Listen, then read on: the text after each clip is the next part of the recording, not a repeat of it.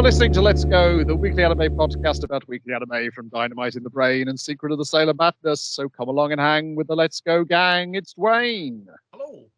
It's Niall. Howdy. And it's me, Brian. And on this episode, we are covering anime that aired the week of September the 2nd to September the 8th. I'm so tired, I was about to say September 2002 to September 2008. But that would be a lot of anime to cover. Whoa, okay. Put up on a coffee on. We start with, though, the solitary exception. Well, actually, not the solitary exception, but we'll get to the other exception later on. I'm correcting myself. You, viewer, don't care. This is all just purely I me pestering care. my own brain. Me and Roboco, episode 22, Pants and Roboco.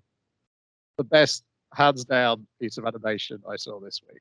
It's so on because it's a really good chapter there at the adapting for a start, but they just went for it as well in every other department, and it's just where like the fast editing style really gets across. Like the panic thinking, we're just communicating by fucking basic kind of glances, wiggling our eyebrows. You know, that's how we're like getting this plan together to not embarrass Bungo in front of his crush because he lost his pants today. As best friends, they are in simpatico, except for Bungo, who is messed up because it's a gap week for Shonen Jump. Double issue, which means he's a week without it, and he spends his whole life in Shonen Jump, so he can't like think straight. So he's walking to school with no pants on, and his friends are like, "We gotta fucking protect his dignity," without him noticing it, because that would break his little heart. We can't fucking do that either.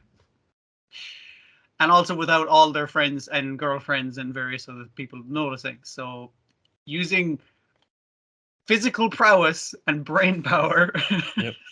So Gachi was a variation of, is it Zoro's move where he appears to have 8 arms? Yeah, the Asura fucking technique where it's just this mirage of three Gachi gorillas. He's in multiple places at once, so he can cover Bungo from multiple angles. But he can't keep it up for long. But he needs to give his brother in arms long enough time to calculate the distance of the sun and the angle of the moon and that kind of fucking like rotation of the earth based on this fucking time of year, that kind of shit. His brain leaks out his nose while they're doing this.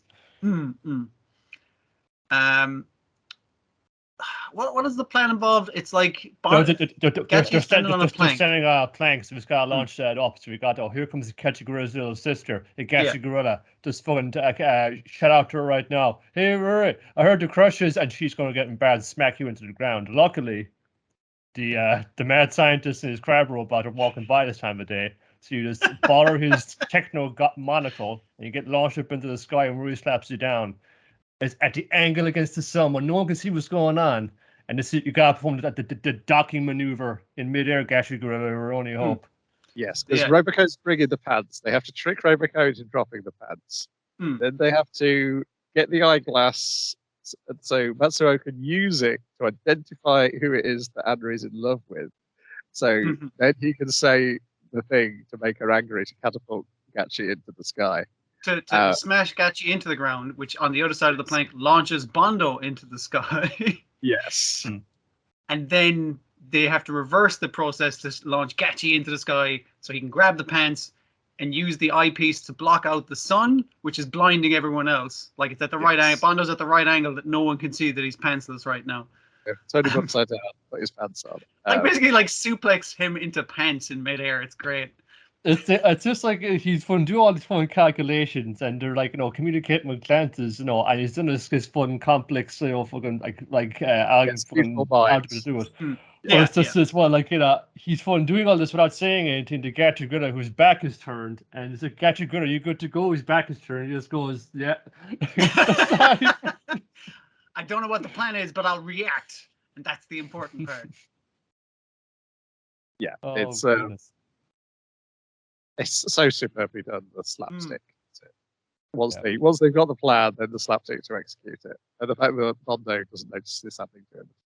And it does that excellent fucking comedy thing of it's a ridiculous situation. Everything about it is ridiculous, but the characters take it 100% serious. Oh yes, because Meiko's also involved, because she was the first one to check his modesty. Move in there. It was a lot of fun. So much happened in such a small amount of time. Yeah. First slam dunk in cinemas now. Look at that. Yeah, there's a good reference to that in this week's chapter of Roboco, where it's a load of Robocos playing basketball with Roboco's head. Then we got One Piece, 1074. I Trust Momo, Luffy's final powerful technique. So we get a slightly different version of the giant Luffy from the previous episode, which wasn't quite as well animated as this version of the giant Luffy, coming out of the sky with a fistful of lightning bolts. And then we just get some fantastic animation again as Kaido and Luffy go at it. Keep doing it. You're watching like the bit of the episode. It's like, what are the other characters doing? They're all going like, "Come on, Luffy, you can do it. We believe in you." And Luffy's like, "Yeah, cool. I can ride the lightning now. I can beat you to death with lightning. I can bounce off of lightning like it is also rubber bands." Yes, he can. We learned that he can turn energy into rubber here. Now, whether that will also go as far as being able to turn a Logia user into rubber, or whether their Haki will be able to protect them from being turned into rubber, we will wait and see. And I suspect if you're a manga reader, we'll see this week. But yeah, there's a lot of bouncing back and forth, and essentially all comes down to the final thing where Luffy goes up back into the sky and he's about to pound Kaido into oblivion with one final punch with the biggest fist he's ever made. And there's one problem. The island's in the way. Momo, can you move the island out of the way? Because I'm going to hit this punch whether you move the island out of the way or not. And Momo's been struggling to build up enough cloud flame to pull the island out of the way. But Luffy's just like, I trust you. You can do this. I'm not actually going to hold back. So like, because I know you can get this done. But it's like it's a nice build to it as well, because Luffy seems like he's knocked out, but he still has Kaido by the scruff of the neck kind of thing, and he's pulling him towards him in the sky, and it seems like, oh, Luffy's out, but then it does the kind of quiet moment of everyone's surviving the fire, but all their little prayer lanterns go up, and then everyone's prayers reaches God, a God of cartoons, but I mean a God who can answer you basically. He's a fair God when you get down to it. What I'd pray for. Punch that fucking kite off. Yeah, so the other question is, how many episodes will that fist be hanging over the islands before he gets punched? Well, I mean, like I've seen in the preview that he's doing the one where he kind of loads his own fist into his forearm to punch harder. So I mean, like that'll take an episode at least, just to load his fist, basically. Yeah, we don't need to watch 1075 is all I'm saying.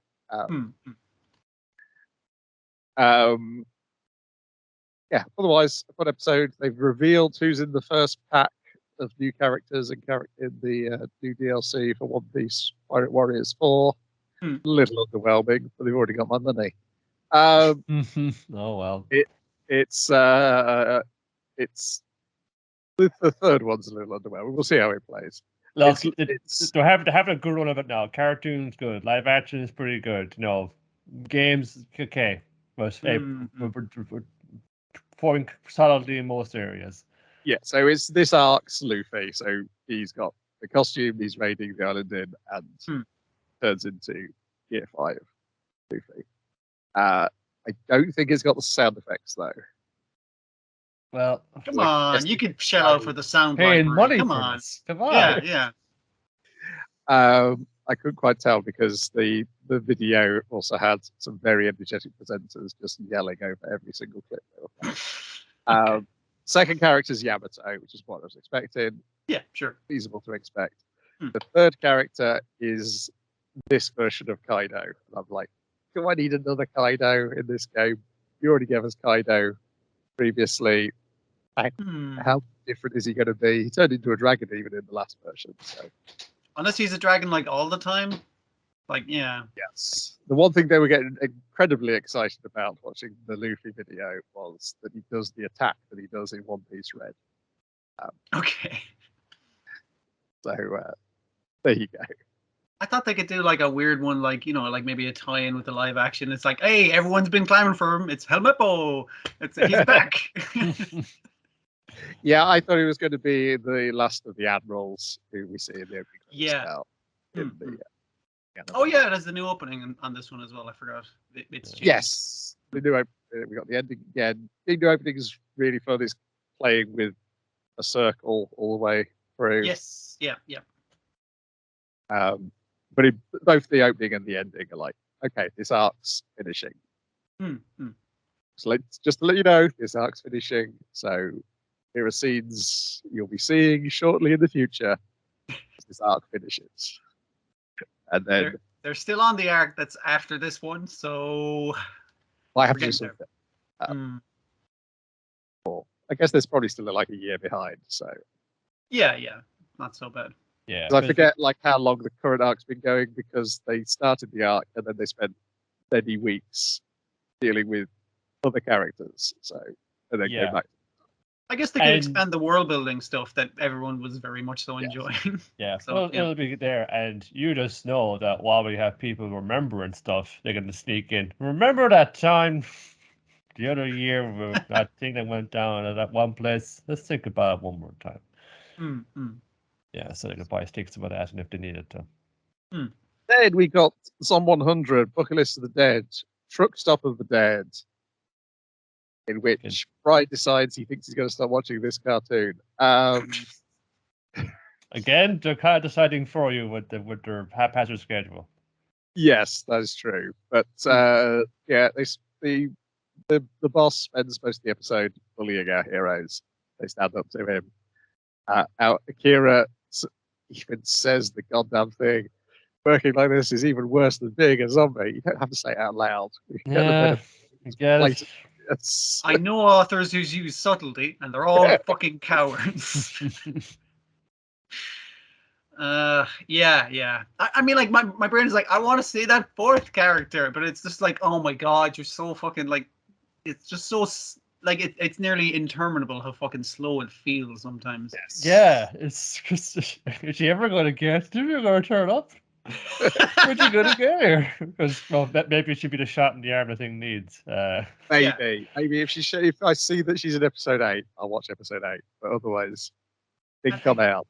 It's not because booby lady. It's because weird fucking Japanophile American or something. She's obviously a weird tourist, yeah. Well, and I was like, that's a really good. That would be a very good thing to add to the group as a chaotic element. Also, keeps people watching because it's a big booby lady. Because it's a big, yeah, that's going to bring in the punters as well. Of course. I thought this felt as well like, didn't you already cross off like fucking talk shit to your boss like day one on this list? I think he resigned, not give out to his because that guy was like the manager, but this guy was like his boss. Different echelon. Yeah, that chairman or whatever. Yeah. But I don't know. And then the thing I was like, I'm going to save you in a spectacular movie way, and we're going to fucking lock the zombies in a box made of trucks. And I'm just like, did you have to explode it though? And yeah. And everyone kind of going was like, yeah, we should just leave here. It's like, no, stay here. Just stop listening to that fucking guy. And save that dude. And then, like, the nice middle-aged lady and all those other people, like, getting killed when the zombies never really break off and saying, like, they gotta eat it and they didn't do nothing. This guy gets to be still alive. Ah, man. They're just there to be culled for the zombie movie numbers, basically. Yeah. Yeah, we get some background of Shizuka as this awful boss is reminding her of her awful dad. Yeah, these last 2 episodes have dragged. If these 2 episodes were one episode as a whole story, it'd be grand. Like, it was just like, oh, I'm falling into my old habits, and then it's like, no, don't do that. Okay.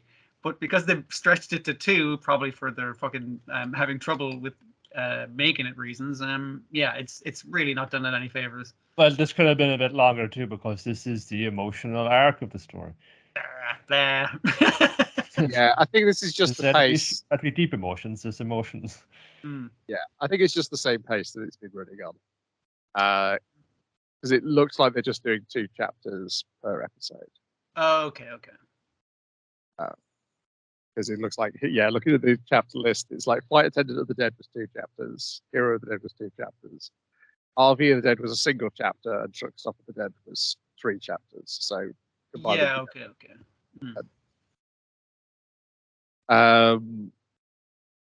So we'll see whether Beatrix Emerahauser shows up next week or whatever week the next episode comes out. When it's episode 8 is out 2 weeks' time, September 7th. The choice to stop watching it might be taken out of your hands, Brian. Yes, I was definitely not going to continue if it showed up in another season. Particularly because we got things like Dark Gathering, episode 9, Blasphemy, an episode which gave me a fear I never thought I'd have.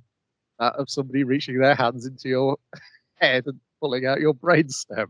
It's just tickling it, just touching it, just giving it a little tweak. It's like, it's doing us that, and then when you see that ghost, get one of his fun victims, we see her like when she was alive, and you go into the haunted lift, and you can't get out. There's no basement in this building. How are we going down? And you see the thing, like while her fun body is still twitching, he's just like yanking it out of the back of her neck, and and her fun ghost is just there helpless to intervene, and it's just the body is just fun twitching and spasming out. It was really fucked up. Again, they have that one tableau of absolute nightmare per episode. They've got a good thing about a new fucked up thing a ghost could do to you. But the other thing they're doing well, and I forgot to mention on prior ones, is they're doing a really good job of using different creepy liminal spaces. And in this one, obviously, he has to walk to the bathroom at the start of the episode, past the ghost, and the ghost follows him to the bathroom. It's like, this sucks. Hate all of this. And then elevators, and I was like, and then the elevator goes down to like an empty parking lot, and it's like, that's. And as well, but they're going down, and he's on every floor, and it's like he's just looking at the windows. Like, he ran all the way down the stairs and went down there next door. It's just the kind of creepy setting it has. It does very well as well. Yeah. And he's got weird eyes as well because they're just like twisted, just like 90 degrees. They're facing the wrong way. Yeah. Yeah, because he drags Kitaro into the lift, and the girls try and save him, but the pull is too long, because this guy could also make his arms grow spookily long. Because he's initially trying to grab her, but her god smacks his hand away, so it automatically goes for the next most delicious target for a ghost. Yes, because that's when they realise, it's the seal the god has put on her redirects the ghost trying to attack her to people who are nearby. So we get a little bit more of the flashback of her being forced out of her family home against her brothers, which causes the problems of the previous episode. So then Yuyoi, of course, does a heroic slide into the lift as well, and he's going to save Kitaro once again, or the pair of them will take this ghost down by tying its legs together, dragging it into the lift, having it eaten by the ghost she brought along with her. Again, they reverse the thing, because obviously it's like, okay, we can't leave the lift because he's there at the end of the corridor, and he's going to fucking rip out our brainstems and control us as zombie ghosts if we do it. And it's like, oh no, his zombie ghosts are trying to push us out of the lift. This fucking sucks. But then it becomes the reverse thing. It was like, she runs out, ties him up, drags him into the fucking lift, like, drag me to fucking hell. The hell is in this elevator where these ghosts are going to kick your fucking ass. I admire the base thing that, she kind of rolls in there, and it's just like, haha, you didn't know how to holy rope, did you? Fuck now. I was like, shit, I didn't know you could get holy rope. Didn't think anyone would have that kind of thing. Or probably rob it off of of a temple, have the audacity to do that. Is that the holy rope, or is that the hair she stole off that ghost? That's what I thought. Yes. Yeah. Well, it's probably a bit of both, isn't it? She does. She enhances her equipment with each new ghost she catches. This ghost she's not going to catch, no. She's going to leave it here as the scarecrow. By which I mean he's going to be tortured by his prior victims a decade or two, whatever. It'll keep the rest of you see the other ghosts kind of looking in. It's like, what's going on in here? Oh, Jesus, fucking, they kind of leave, basically. Just fucking scratching away at his brainstem and shredding his nervous system as unimaginable pain courses through every fiber of its being. And he grows back immediately. Because we're under kind of the holy influence of this god who's betrothed to the other girls. It's like, oh, he just keep regenerating. It could take these ghosts like years, decades, even more than that to work out their frustrations on them. It'll keep random ghosts away, so that's a good thing. And it's just like, oh, geez, I mean, it's a good thing that you did, but you've done it in the most horrific way possible. Yes. And then they go to Eiko's house to have that midnight snack they were talking about, and they find dolls torn apart by I's god. Who then shows up and goes like, your fucking ghosts suck. I could kill any of these ghosts. And she's like, these are my trainee baby ghosts. These aren't my graduated ghosts at all. I'm just getting these guys up to speed. So I don't give a fuck how many of them you kill. She does a wrestling promo on this god. She fucking does. She does like who's fun. You're fucking out of across here, the pal. throat, down the attacking the throne god. Which presumably is going to lead into the next episode of I'm going to fuck you up. You don't even fucking know. Yeah. She's like, I'm not going to let a god in his problematic age gap beat me. Yeah. Because she's a kid. Yeah, she goes on. You're like 100 or so years old, right? So that's weird that you're going after young women. That's creepy. Yeah. Man. She says that the ghosts around her, they're not shivering out of fear, they're shivering out of hatred.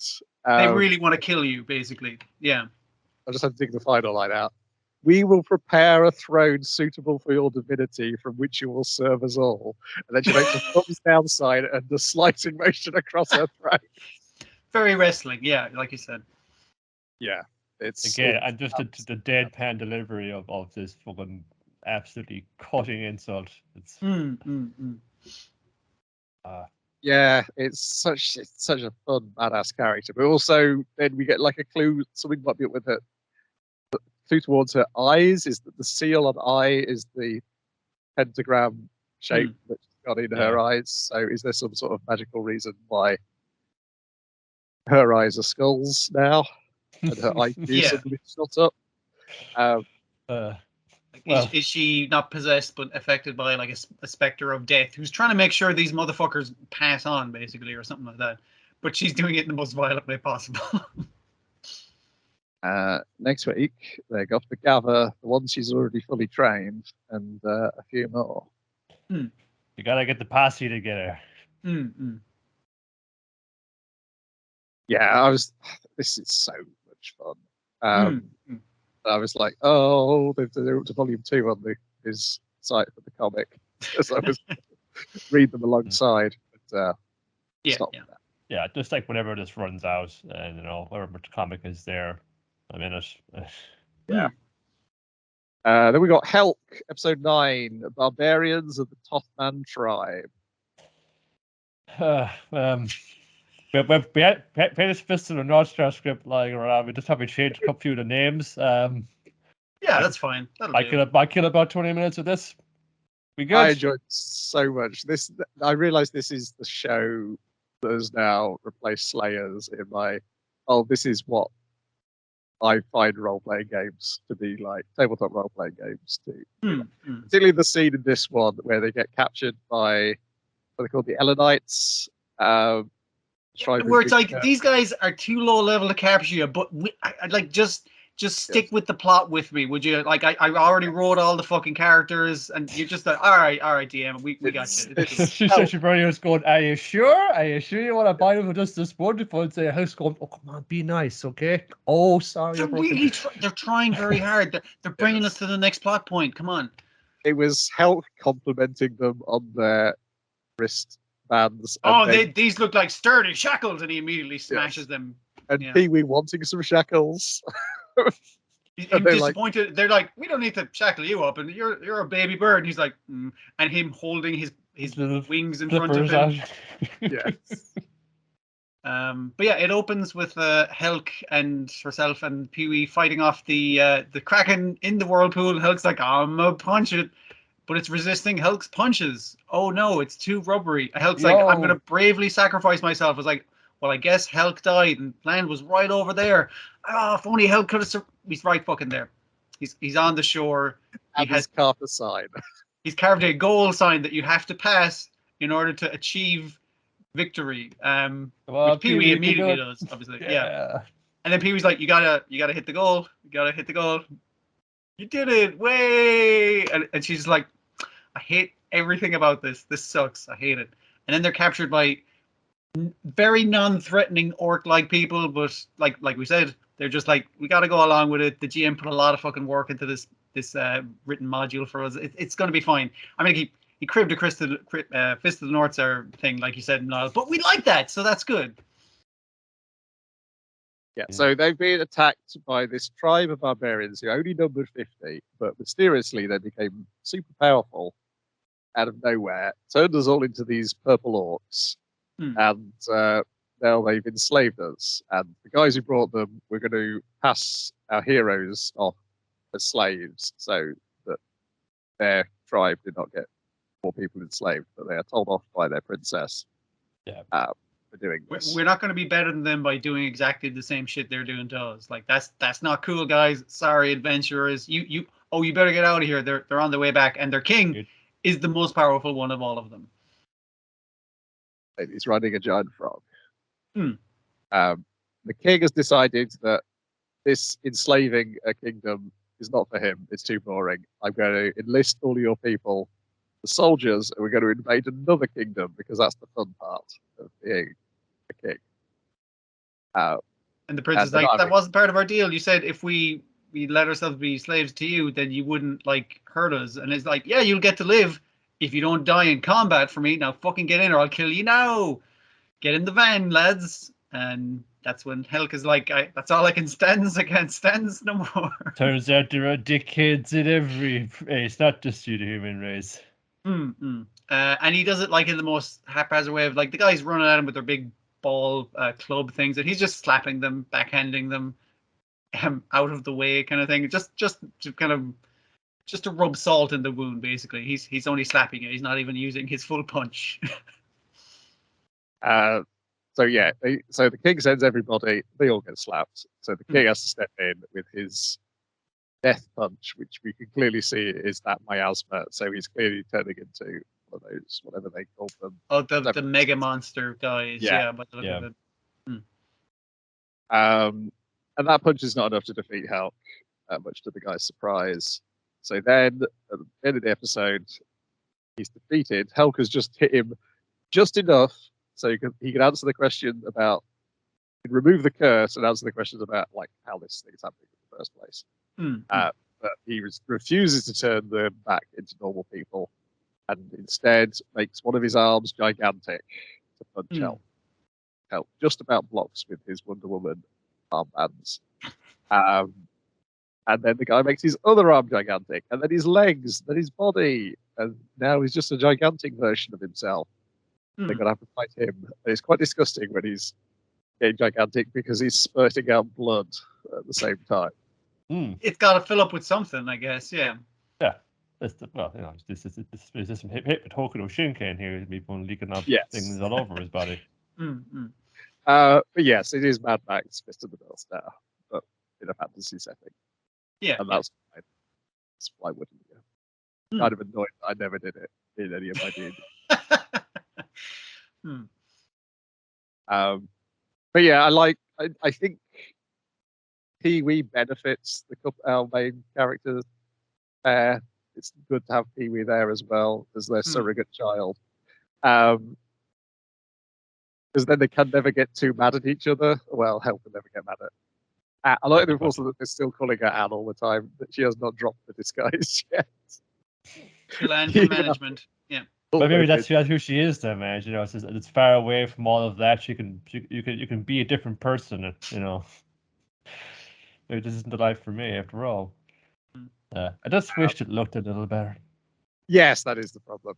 That is the main flaw of it, because the rest of it is fun. You know, yeah, like you say, clips along. We're always enjoying it, but it's not even close to the best looking thing.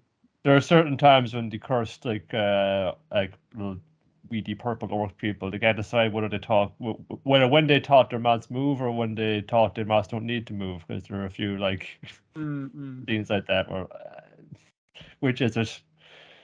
Just couldn't make it move that time. Okay, I understand.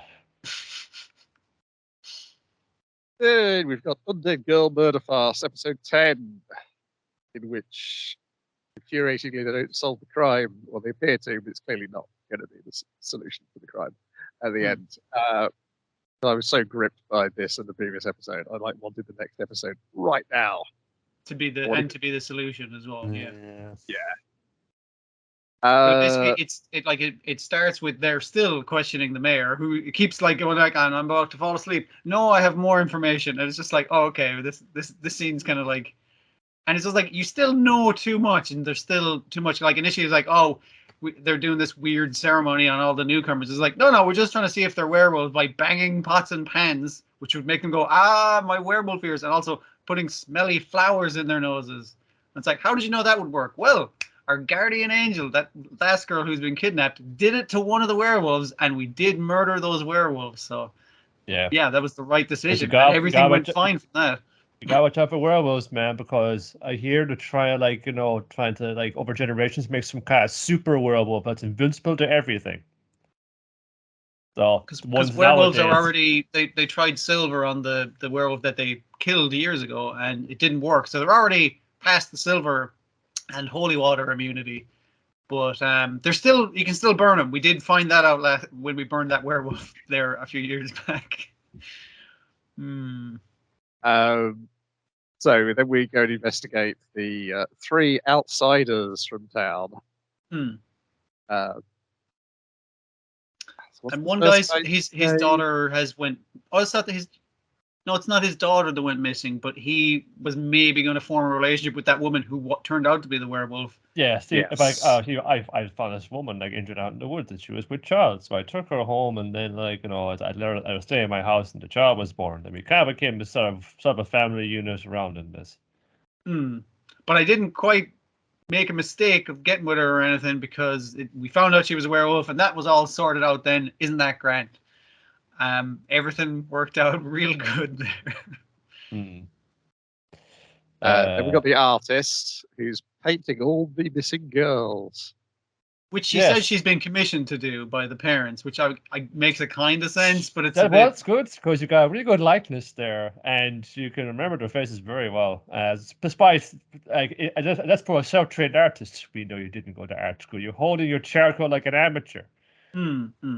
And just the thing of her, like, again, it's kind of investigation. I'm getting you down, and the other information she reveals is like, I've seen a blonde wolf around the place, but I guess I'm the only one who sees it because I live on the outskirts of town. Well, they said it was a golden wolf, and then that ties in with the mother werewolf who was first brought in. She had silver hair. So, but as what goes down later is it's like, yes, the artist is something to hide. She's already lied about her background, but maybe that was just sort of one big secret. Because if you see like inner silhouettes, it's like a fucking commotion at her house, and a silhouette of somebody who looks a bit like her, and her hair done up like her, is just turning into a werewolf like that. So it's like, oh my gosh, it was the artist. She had something to hide clearly. Again, because of the nature of this being like the farce and the rakugo and the staging, I was just like, that's a shadow. That's not her. That's just some, like, you're just projecting a shadow onto the window. You can't fucking see that shit. And then a gold werewolf jumps out, which you might think, gold as in blonde. It's just like, no, that's not what that means. 2 different things. But just the idea that that these are been faked, that kind of thing, and the actual the werewolf abduction scenes have also been faked, that kind of thing. The artifice of it, They also run into the 2 Royce insurance agents who make quite the entrance.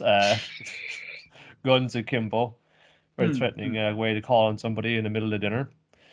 Yes, Alice Rapid Shots and Kyle Tail Chain.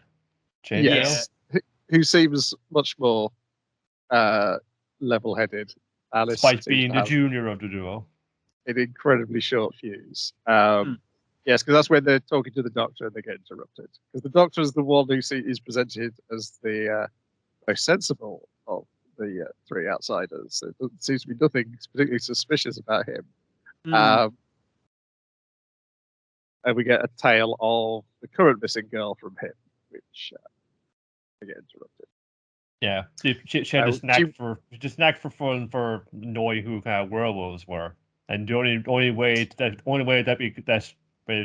they got the last one is that mistakenly crept up to her while she was just in the flower field, thinking it was her own daughter because they looked so similar and all, and whispered in her ear, "Hey, don't tell anybody you're a werewolf, all right?" Or something to that effect. It's like, make sure to hide your ears if something excites your senses, that kind of thing. So she's like, I'll stuff a smelly flower into the little girl's face, and then obviously her werewolf ears pop out, and then everyone knows, and that's what caused them to be hunted down. But it's like, that seems unlikely. Then there's a story of like, or was she being neglected because the handle to her wheelchair was fine, but her wheelchair was all scuffed, and they say, oh, she did her own thing. She had her own independence and self-reliance. That also could be neglect because she had to be fucking self-reliant because her parents were neglectful. And the doctor was like, "Oh, I wouldn't fucking go that far. That's a bit. And just the whole thing of like, it's not even it. I neglect. It's more feels like we kind of want to keep this child at arm's length from us. We're like hesitant from going near to her because there's something because she might go werewolf at you, and then you're fucked. Like the town's gonna fucking go stakes and pitchforks and all kinds of jazz, standard stuff. Yeah, the doctor's pointedly telling them that she got stuck in the mud trying to go to Alma's. Then I don't think he's there at Alma's house outside. Yeah, but the werewolf which comes out the house has the same hair color as him. Two tone. Yeah. The werewolf's hair are the same two tones as the doctor's hair. So we will see who the werewolf is. But yes, they have a fight at the end. Yes. With the werewolf. There's some nice bits of like it kind of shifting between like a wolf to get on all fours and get a bit of speed up and then turn back into the. I think they call it they don't call it a lycanthrope. They call it something else. Theriothrop. Yeah. Basically, half animal, half thing. So half animal, half man, that kind of thing. Where it's the same term they used in Giant Beasts of Arse for the Beast People, wasn't it? Yeah. It's a more technically correct version to call it. It's like, what do you call the one where it's on two legs? It's like that one. That's what you call it. That's called the Gerwalk mode. Yeah, pretty much. And then Shizuka goes over to Reichenbach Falls. Yes, Shizuku falls off. Yes, to her doom, dead, definitely never going to be seen again. And it's the thing of like, there's multiple bits where obviously they managed to work with the guys from Royce's, where they're just like, oh, we're investigating the werewolf thing. Don't you want to catch the werewolf? They're like, we'll kill you later. And it's like, you got me there, partner. You can't kill me later because I'm an immortal head. You see, this is the funny part of it, and that's why I was like, why did you try and save your master? We know she can't die. It's just like, she'll be fine. Throw that head over the waterfall. She'll be grand. You'll have to find her. But other than that, she'll be grand. Yeah, because also Royce are worried that Banquet are going to be on their way here. And we know they're looking because we saw your man looking through his binoculars and giving the thumbs up. It's like, yeah, they're over there. Dear. Frankenstein trying to be an old friend of yours. I do wonder if the Royce agency was going to serve the purpose of people who get killed by Banquet each story. So, we've only got like one or two stages more of them now. Yeah, so I don't know whether there is very little additional Undead Girl murder farce, I believe, to adapt after this. Okay. Because there's 3 volumes of the novel. They brought a 4th volume out around the same time this debuted. I think the week after this debuted. That I think is just a collection of short stories. Okay. Many of which were published the month before this started to promote this. Yeah. So once this is done, you're gonna if the story doesn't end with this arc, I think you've got a long wait for any more of these characters showing up in anime form. That's unfortunate. This show's been good fun, even with this kind of episode dragging it out a little. Yeah. Oh, it's fine. Just thinking about that now and saying, that's gonna be so painful with this. Just to see something kind of like this, and the way it kind of it clicks together so well because it's based off a real book by somebody who was like, like experienced, like, developing their fucking prose over time, like, it's just like, oh, it's that from a book, it's fun. No, when you say that from a book, you mean, well, they're shit books. It's just fun, jumped out and self-published on the internet. It's just like, that's not the same thing. It's just nice to have something like this was just, it's adapted off of a literary thing that's had some complex talk go into it. An actual appreciation for, like, all these various interests and literary like aspirations. It's really just weirdly something you don't see happen too often. Not lately, anyway. I think that first episode is one of the short stories which is collected in the fourth volume. Okay. That would explain why it feels different from the rest of it. Like, yeah. So that's that for now, and I've lost my script. There we go. Right. Bungo Stray Dogs. Bungo Stray Dogs, because it's easy to remember because you go book references to book references. So on my list, I've got Jujutsu Kaisen episode 30 and Jujutsu Kaisen episode 31. But did you watch those too? I got the 30, but not 31. Okay, well, we'll leave that off. You can all catch up next week. We'll do 3 episodes next week. 30 and 31 kind of tied together anyway. Okay. Yeah, right. Okay, so Bungo Stray Dogs, episode 59, The Land of Inhuman Demons, part 2. I have watched this, but it was full of incident. I can't remember exactly what order everything happened in.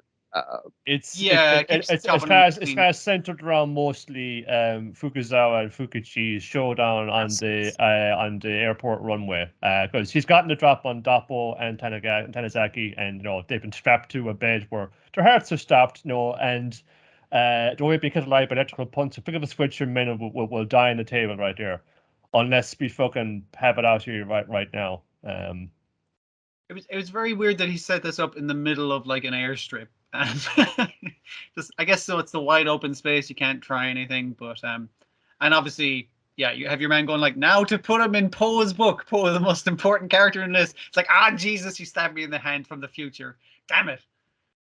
But yeah. The other key parts are a short member of the Hunting Dogs. She's not quite. She hasn't been turned. It's a weird thing because she does specify. It's like no. He put me on the ground floor because I'm fucking all about him. I'm all about he's my guy. I'm gonna follow him to the ends of the earth. He's already informed me of everything beforehand, so I'm in on the evil plan. I know what the plan of the.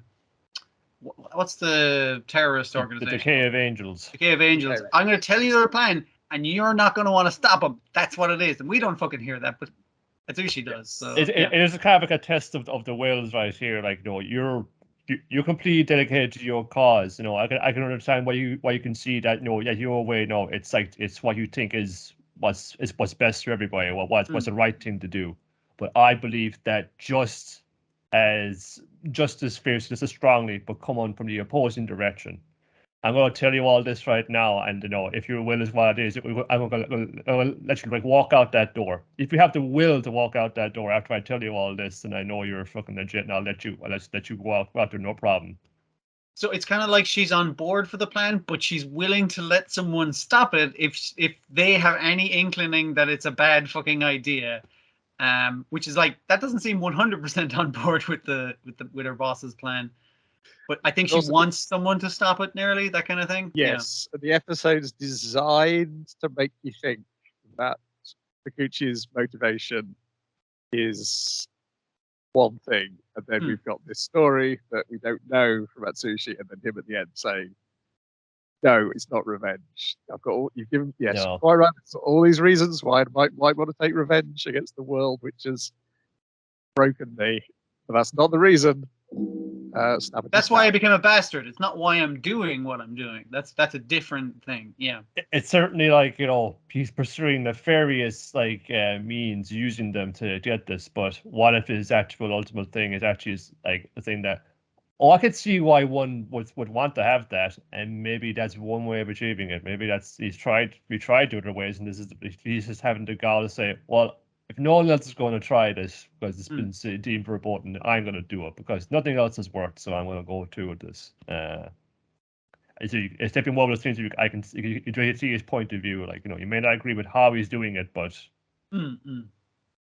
And I even like Atsushi's like thing of it's like, well, I don't know if I have the right to stop it, but I'm going to tell someone smarter than me what that is. Yeah. It's like that's sensible. That's pretty sensible. Yeah. Yes, that is very much. And then meanwhile, Dazai falls into his own trap. Yeah. You had it all figured out, didn't you, Dazai? But you didn't check the bodies. You always check the bodies. Yeah, and you didn't think that enough on. I knew you would flood the room, so that's why I had to grab. I show you just bend the door frame so the door wouldn't close all the way. And so that way the water would leak out, and also we could swim out underneath. I mean, not swim because it's heavy water, but you get what I mean. Go with the flow, basically. Get out of there. I've killed your time stopping woman, so you get no more information from the outside because I knew you were doing that somehow. Yeah, it's the way Dazai's was so elegant. It was so like kind of thought out and subtle. Whereas comparatively fun Dostoevsky's is like fun. Just bent the door frame and killed the time stop woman. It's just kind of brutal and ruthless and pragmatic. And it's not that he hacks the system. He just like turns on the camera on the elevator so it goes intruder fucking detected and starts filling up with heavy water. It's like, yeah, I brute force fucking everything. It works. What we don't check in on is the fate of Aya and Bram. No, we do. We see him stab his tentacles through the bits of the vein where she's sitting, so we don't see her get stabbed, but clearly she's dead. She's absolutely killed, is what I assume. I missed that bit then. I must have looked away. I think it's like near the start, basically, where, yeah. Oh, yeah, it's the very first thing, yeah. Yeah, it's her getting killed, but not on camera, because you can't kill a little Cameron girl, but she definitely died. Definitely, I mean, I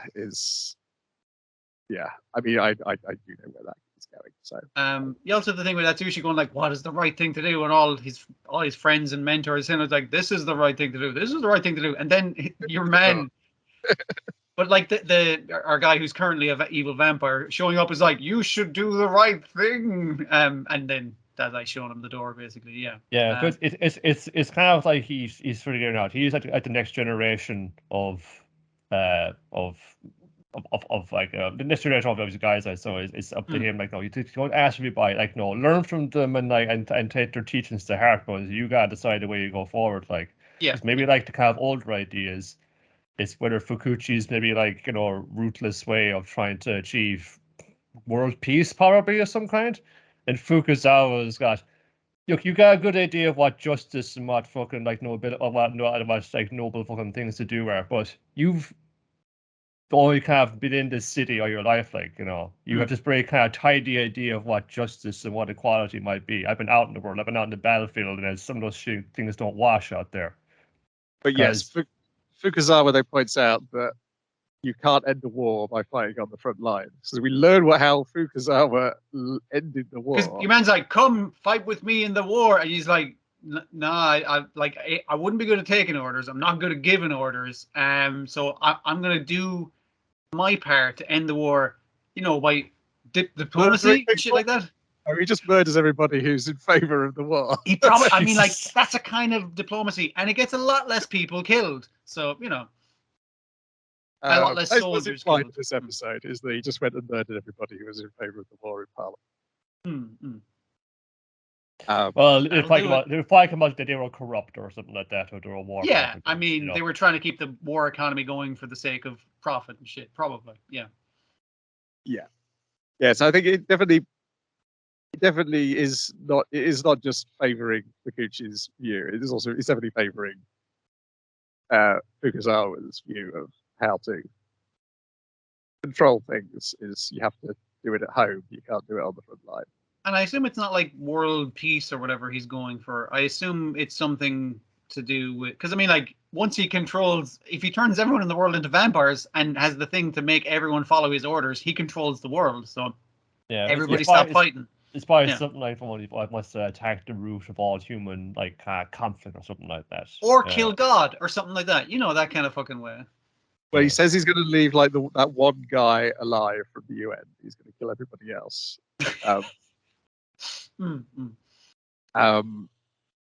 And that guy from the UN is like, what the fuck? You're not actually the leader of the terrorists. He's like, no, I absolutely am. And I'm going to unleash all the vampires unless you give me the one order. Like, do it. You're on a clock now. Yeah, subterfuge is out the window. That part of the plan has fallen apart.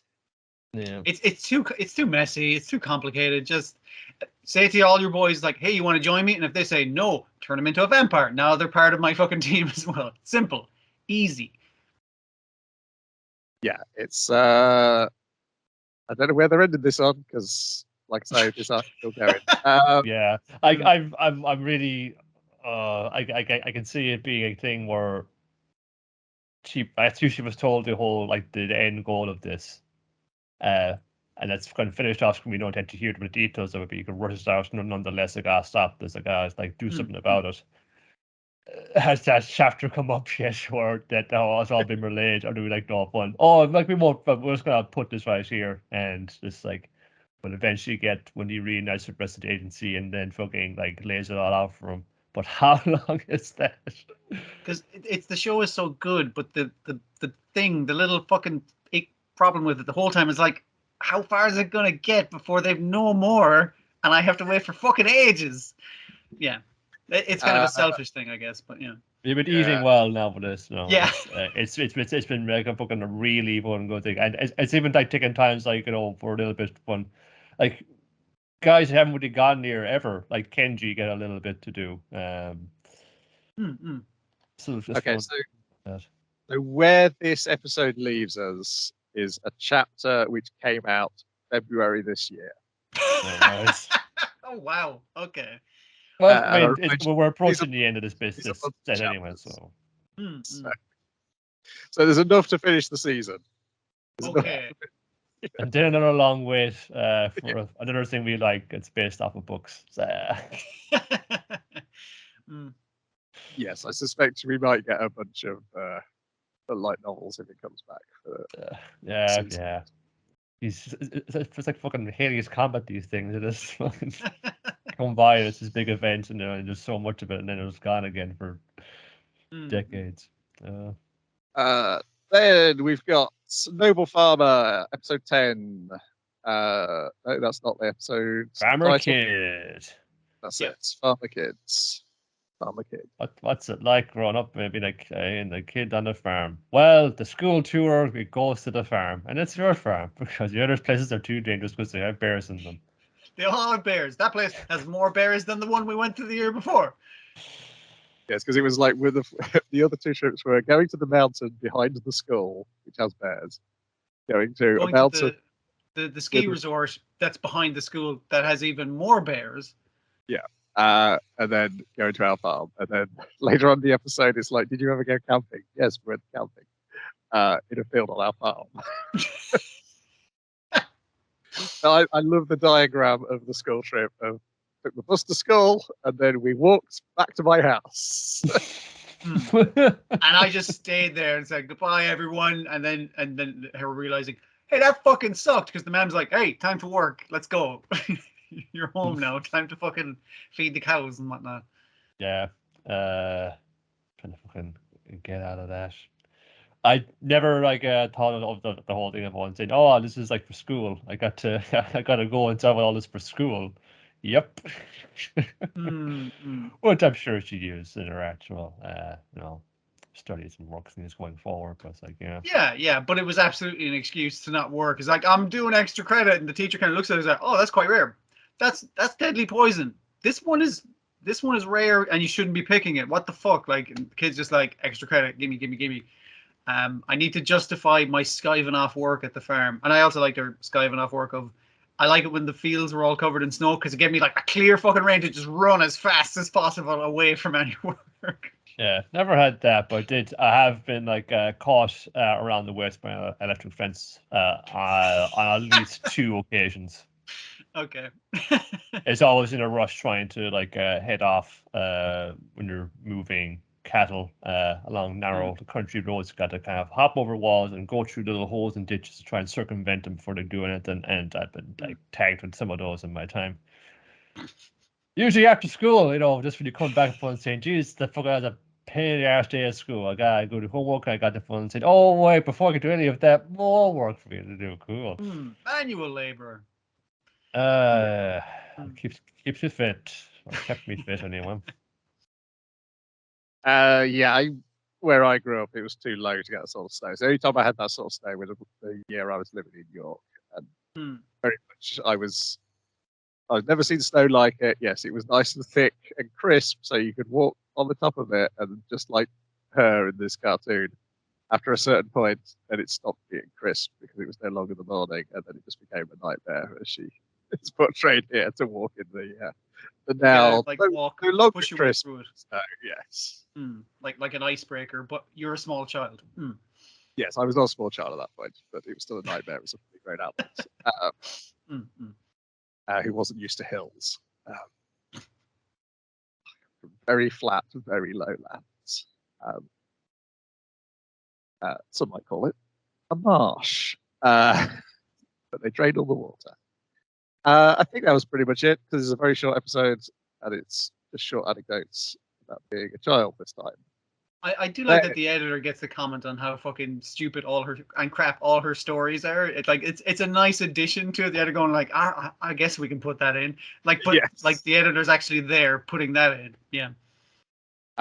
Then finally, Ikimono-san, episode 9, a butterfly, in which our boy and his dog do not appear in this one. It's a girl and her gorilla. It's the roller skating girl from the Metal Gear Solid Octopus video game episode. Yeah. Yes. The gorilla just was his home that day. And they spot a butterfly. And they're trying to sneak up with it. The gorilla's being too loud. Shh, gorilla. They have an idea. They'll attract it. She'll lie on the ground. They'll smear, I guess, honey or nectar or something that butterflies like. They love mustard.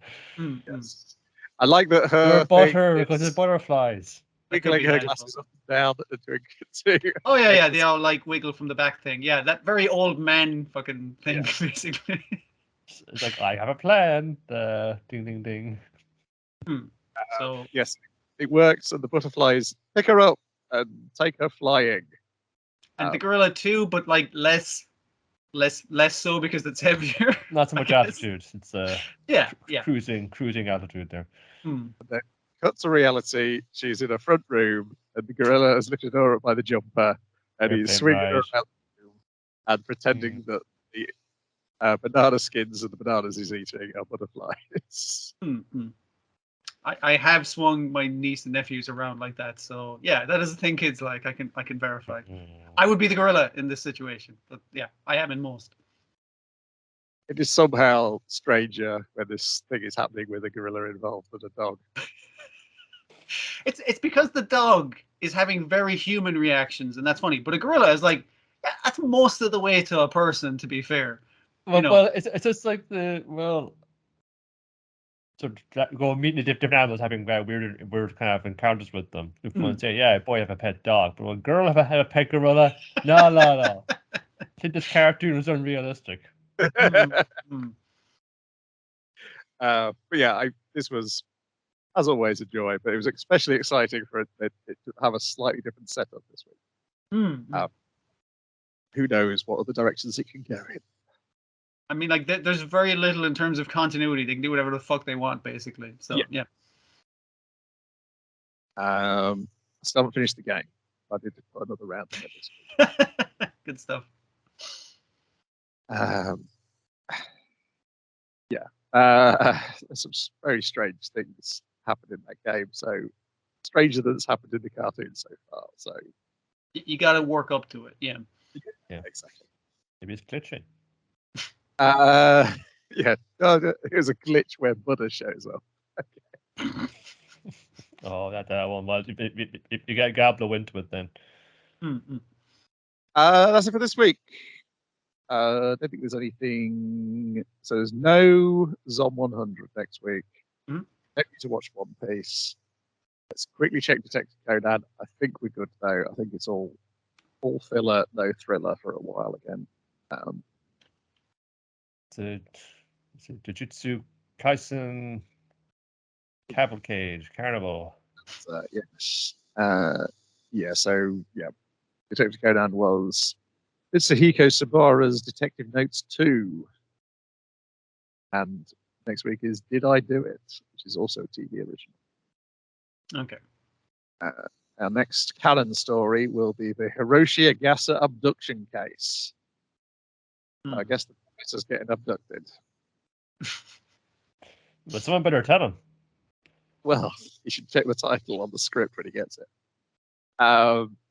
Okay, that's it for this week. We'll be back next week with more of one thing, less of another, and exactly the same amount of everything else. Some anime. Yes.